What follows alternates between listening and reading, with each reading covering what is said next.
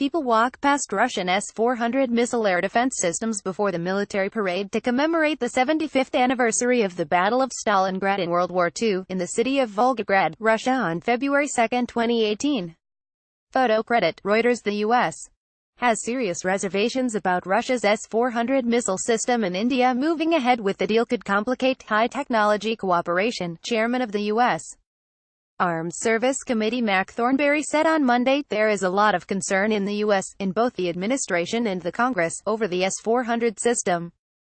There is concern that any country, and not just India, that acquires that system will complicate our ability to work towards interoperability together, Mr.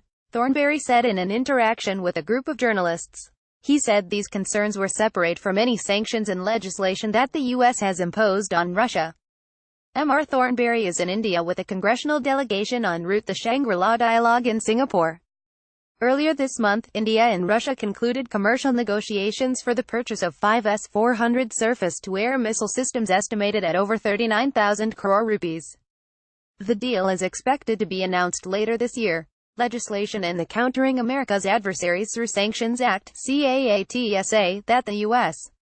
passed earlier this year against Russian entities, which could affect India's arms purchases from Russia, Mr. Thornberry said Washington was incorporating additional flexibilities to help its partners and allies. There is understanding in the administration and the Congress that additional flexibility in that law is needed. I think there will be some additional flexibility that is granted. It is not just India that is in that situation. There are other nations as well, he stated. Earlier, U.S. Secretary of State Mike Pompeo had urged the Congress to provide the necessary waiver so that it does not impact countries for which it is not intended.